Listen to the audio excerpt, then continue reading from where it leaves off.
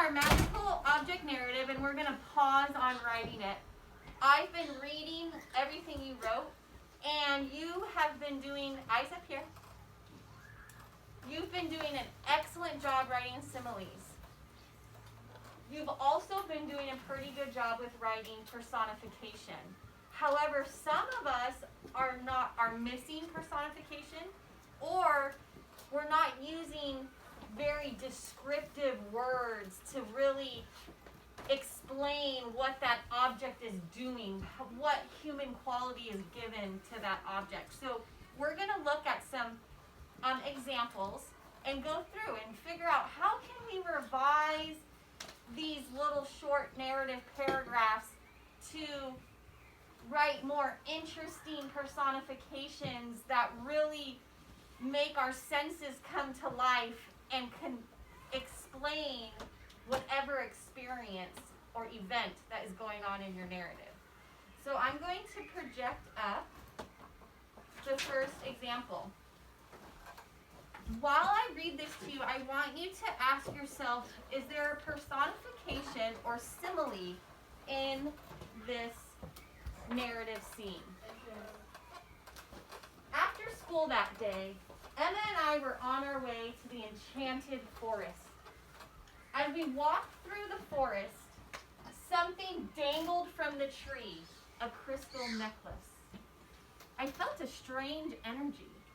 The crystal necklace pulled me towards it until I grabbed it. I sneakily put it in my pocket. Then Emma hollered my name. Turn and talk with your partner. Do you see personification? Do you see simile? Do you see? What do you see?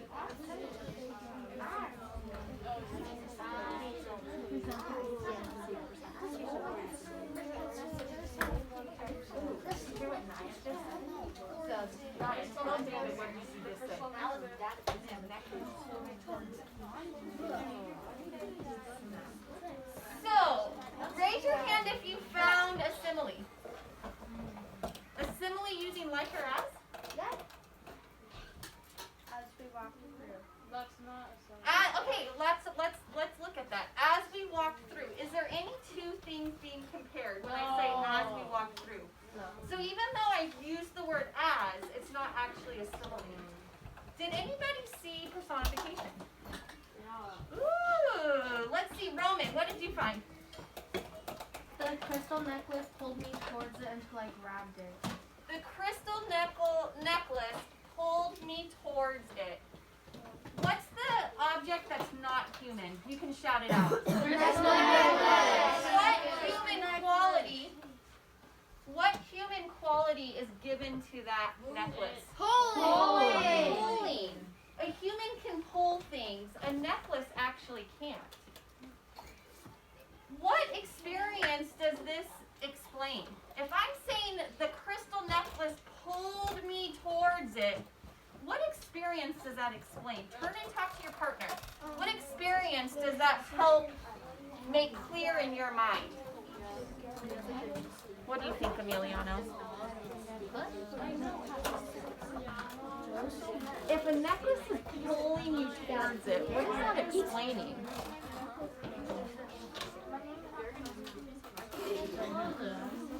Ooh, so it looks inviting, that it makes you curious and want to grab it. All right, let's see.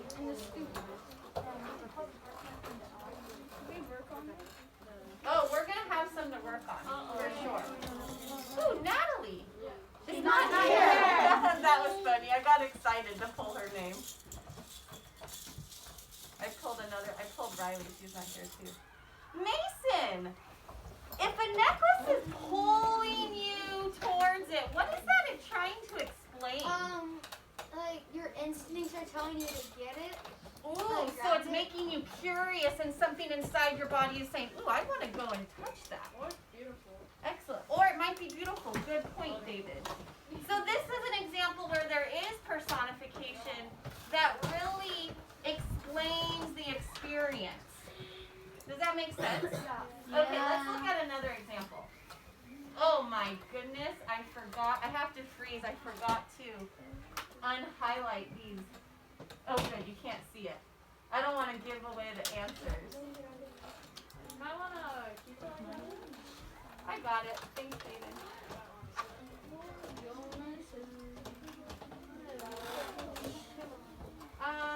Of course I can't find it. So we're just going to go with it. We're going to go with it.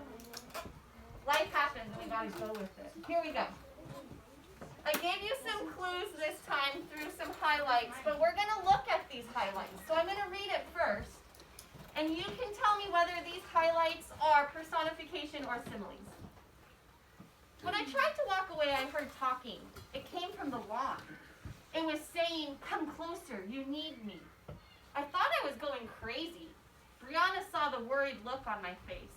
She asked, "Are you okay?" I just nodded, but she knew I wasn't telling the truth. When we got to the cave, we only went far back enough in the cave to not get wet. That's when she heard the wand talking.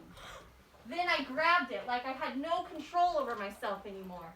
That is when I turned to Brianna. My eyes glowed white, with no control over myself or the magic powers. Simile or personification? Personification. What's the non-human object? The wand. Up on this green highlight, what human quality are we giving the wand? Talking. Speech. If I just say that this wand is saying something, is that very descriptive? No. Look at this specialty word list on your writing primer, the said word list. Take a minute for yourself just to glance over this list, read some of the words. All of these words, right here, Javier. Look over these words. All of these words are words we could use instead of said. Turn and talk with your partner and think of what word would you want to put into this narrative to make it more descriptive? Talk with your partner about that. Oh, you can talk with Javier right now. What do you think, Maggie and Darren? What word would you want to use instead of said? So instead of said, I'll say moan. He moaned. Moan with Okay. I like that. What about you, Marilyn? You don't have an idea? I mean, Kind of like his name. Groan something. maybe he groaned. Or it. Howl. Maybe he Is that more interesting than sound? David, come on back up to your seat. David, come on back up to your seat. All right, let's see. I'm going to pick a name here. And we're going to find a more descriptive word that helps explain this experience of the wand saying something. Emily, are you really wanting to share? Of course, you can use the bathroom, no problem. Anthony, I pulled your name. I'm scared. Which word would you want to use from the specialty word list? For this, instead of the one saying something, what are you gonna use instead of saying that's more descriptive? I called Anthony, hands down. Moan. Moan. Let's hear some more ideas. I like that moan. Annie, what were you thinking? Hiss. Jackie, what were you thinking?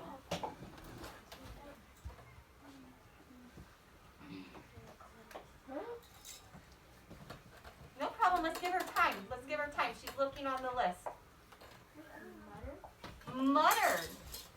Natalie. Ah, Maggie. Whispered. Whispered. Okay, let's try one of those out. Let's try a couple of those out. It came from the wand. It whispered, "Come closer. You need me." Or it came from the wand. It hissed, "Come closer. You need me." Does that explain the experience more? Yeah. more clearly. What if let's go with hissed, the second example I showed. If I use the word hissed, if I'm giving the human quality to the wand, which is enhancing what? Hearing. The hearing and the sound of the talking. What experience would that be if a wand is hissing at you? Not the sound. What experience does that provide this character if the wand hisses at you, Annie? It means it's evil. Ooh, it might be evil. Would it maybe be a little frightening? All right. Down here it says that's when she heard the wand talking. So it is cool to have a wand talking. If we said that the wand hissed, what could I use here instead of talking? Look at that list. Crying. Crying. Okay, so then she heard the wand crying. What are some other ideas? Mason. Insisted. Insisted. So there's an urgency to it. Jose. Yelled. Do you see how that makes the experience, hands down, we have more slides. Do you see how that makes the experience more clear? Yeah. It explains the experience more vividly so you can imagine what this wand actually sounds like. Yay? Thumbs up? Thumbs down? Kind of in the middle? Awesome. Let's see another example. You tell me, is there any personification in this narrative scene? I started walking to the river with the map in my right hand. David, our eyes are up here. I started walking to the river with the map in my right hand to try to find out how I got teleported. The closer I got, the colder it became. I shivered and hoped it wasn't too late for my mom to worry. I suppose the unicorn had something to do with it. What's the magical object that this person had in their hand? The map. Is there, oh, I forgot to ask. Sorry, I went ahead of myself. Is there personification in this narrative scene? No. But we decided the map is this non-human object. Do you agree that the map is non-human? Yes. We're going to give the map a human quality. While I'm explaining that the map is in my right hand, we're going to give that map a human quality. So I want you in your writing primer to turn to the touch verbs. Page 4. The touch verbs. And I want you to decide which touch verb do you want to give the map. Look over those words. I'm going to give you a chance to look over it by yourself. And then you're going to turn and talk with your partner about any ideas. Once you find an idea, turn and tell your partner, what's your idea? Is that, which human quality are you going to give the map to describe that the map was in his hand?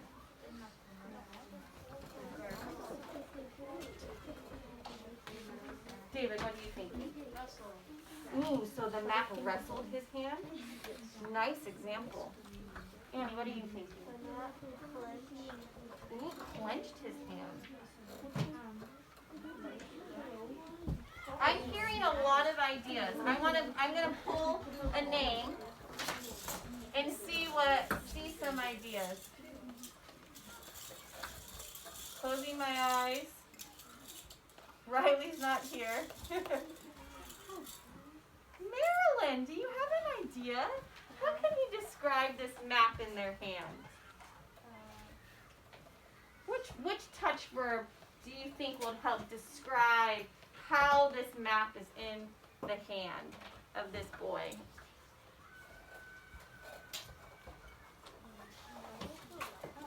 You're not sure? No problem. Let's see. Jose! You showed one. What did you see? The map hugged his hand. If the map is hugging his hand, what type of experience is that? Touch. It is touch, that's the sense. What's the experience like? If it's hugging your hand. Are you scared when someone hugs you? So let's think about that. Let's think about that.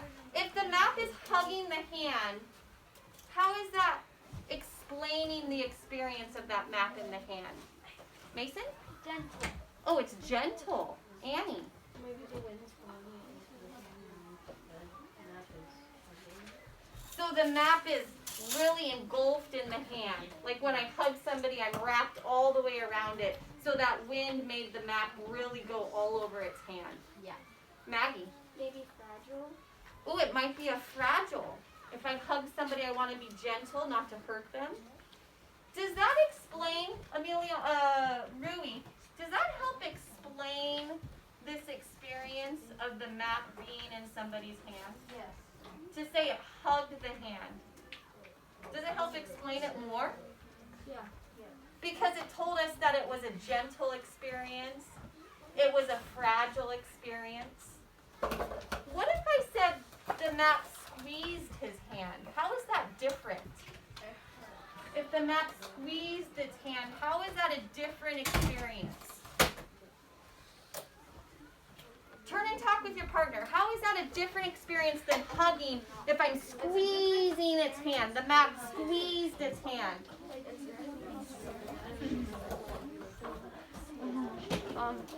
It probably was harder to squeeze, so it's probably like twice.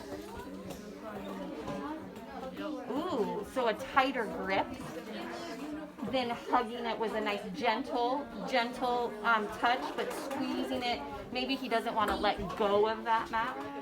Awesome. David, are you willing to explain that to the class? No problem, David. David, come on back to your desk.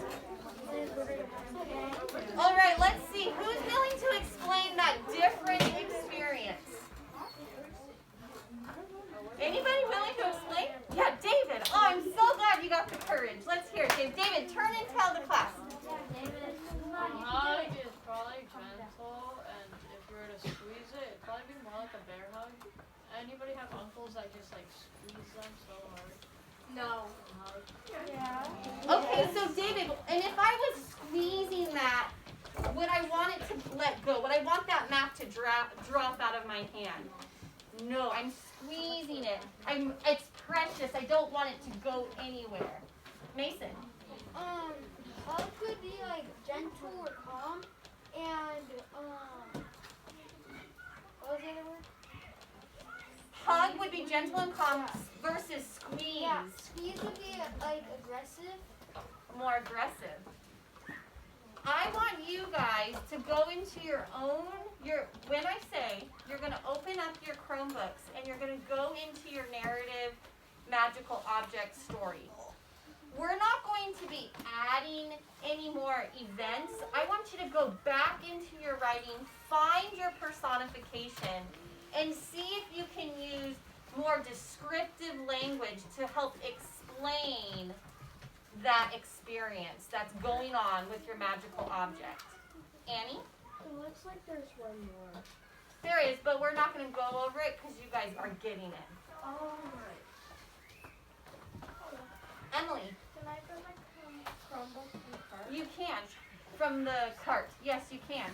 So what are you going to do when you open up your Chromebooks? Okay, you're going to go to your magical object narrative. I need a hand to tell me what are you going to do with your narrative. Roman. Try to find like the personification. Once you find the personification, what are you going to do with that personification? Diana, nice and loud. Make it more descriptive. Make it more descriptive. And you're going to use your specialty word lists to help make that personification more descriptive so it explains that experience.